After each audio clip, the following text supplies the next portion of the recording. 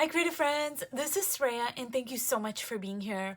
So, today I'm going to do something just a little bit different. These are my mixed media portraits for my 100-day project, and there is nothing really wrong with this portrait, but to me, it's just really blah. Like, there's nothing wrong with it. It's not 100% complete, but it's like, I want to say 70-ish% done, but I'm just not liking it. I like parts of it, but it's just like, ugh, there's nothing to pull me in.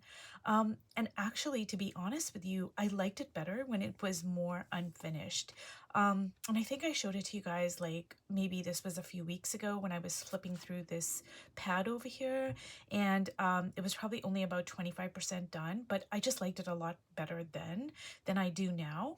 So what I'm going to do is I'm just going to work on it, but I'm also going to talk about what do we do when we want to push our portrait. It doesn't have to be a portrait. It could be a still life, an abstract, whatever.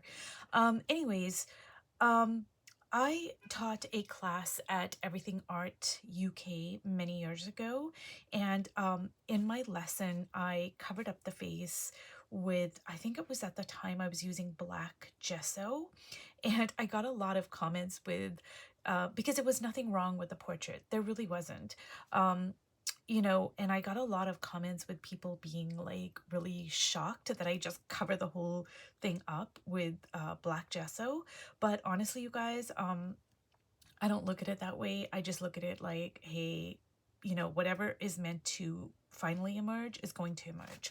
So anyways, I hope it isn't too shocking, but I am going to cover up parts of the face. I don't know if I'm going to use my Payne's Gray, which is a black, or if I'm going to use, I think I'm going to start off with my blue ink here, and I'm just going to cover up the eyes to begin with. I don't know. I usually just start with the eyes first, and then I'll see if I want to cover up more parts of the face. But while I do this, I'm just going to be talking about a few different ways, and I am going to use some of these techniques actually that I'm going to be talking about, but I'm not going to be using all of them. It would just be like too much and overwhelming.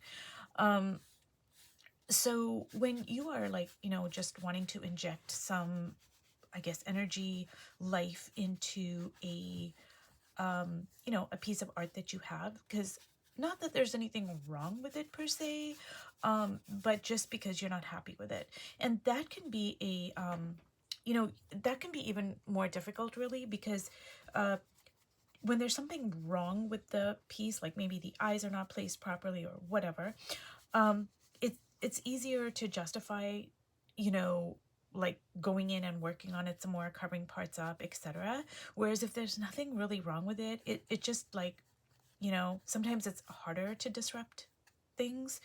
So I just have gotten used to disrupting things, I don't need an excuse is what I'm trying to say. But anyways, so the very first thing we can do is we can do something really bold. It's like a disruption layer, and this is what I'm doing right now. This is kind of bold. I'm covering up her eyes with blue ink. I think I'm going to add some black as well. So that's kind of bold, That's like, another thing, like this is still the bold disruption layer. You can add torn paper, you can add stitching, and I would love to add some stitches to this, but this is a very it's a watercolor paper. I think it would be hard for me to kind of stitch it. It's not a soft paper. You can also add like chunky charcoal marks. You can add gold leaf. Think outside the box. But what you're doing is you're just doing something like really bold and unexpected to disrupt things. And then once you disrupt things, it becomes easier, I find. See, now I'm like, okay, well, I disrupted it. So there we go. Now, another thing we can do is we can push our values. So I think one of the things that was kind of, I wasn't liking with this is all the values were too much alike. There were too many like middle values. And for me personally, I like dramatic values. So I like really light values combined with the darkest values. Like I like that kind of like dramatic kind of feel to it. So I think that's one of the reasons why I wasn't really digging this. Now, another thing we can do is we can introduce symbols. So say numbers, letters. We can introduce narratives. So you can add journaling, words, dictionary pages, because that is going to add interest. It's going to pull your eye away from, you know, a lot of this stuff, and it's going to kind of, you know, pull it to wherever you put a symbol. And what I like to do a lot is I like to put numbers. So I'm just going to put some numbers here. And I've had people ask me, like, you know, what do the numbers mean? And they don't mean anything, honestly. I just make up numbers, and like 7, 3, 2, 1, 5. So that number doesn't mean anything. But do you see how your eye is going to be instantly drawn to that? And it just adds some mystery, an element of surprise. And, you know, I just love it. Another thing we can do, I'm not going to do that here, is we can add juxtaposition. So you can vary your edges and focus. And what I mean by that is, like, just say you put a lot of detail in the eyes, like they're hyper refined, like you just make it very, very detailed. But then you can pair it with very loose hair, like just a suggestion of hair. And those two things, like next to each other, is going to really kind of disrupt everything. Another thing you can do is you can add a completely new element, a new material.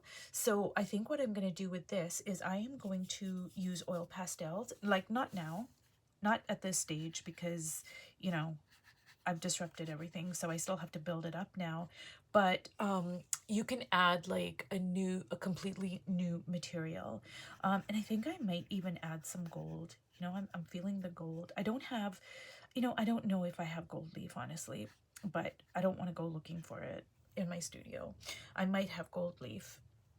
But I think I'm going to add some gold. That is going to really kind of like zing it. Not a lot. Oh my god, that's like a lot. Oops, that might be too much. Okay, I'm gonna just put some in the hair here. And I am gonna allow this to dry naturally. And let me see where my gold is. I'm just gonna add some gold, like not a whole lot, because I don't want it to be overpowering, but let me see, I'm just gonna dip my finger here.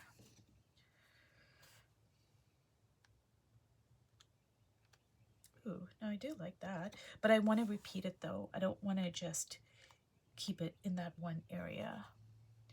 So yeah, I'm gonna bring some of it onto the face here.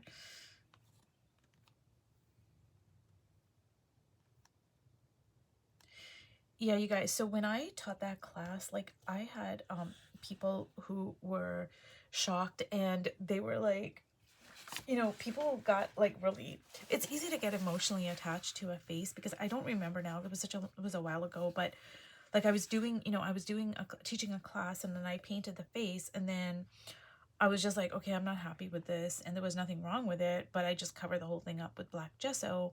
And, you know, I guess people do get a little bit emotionally attached to, especially to a face, I guess. But yeah, it's just it's a good practice to have, you guys, to not get attached to your work.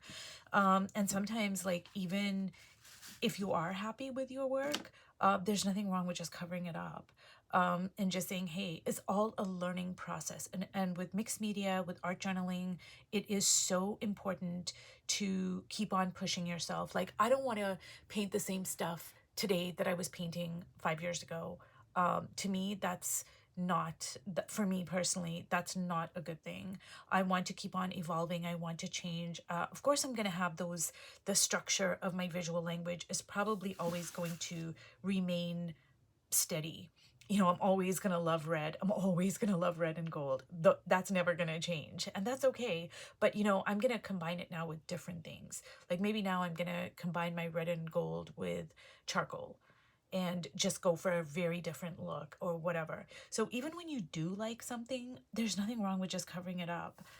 It teaches you so many things. Most of all, detachment.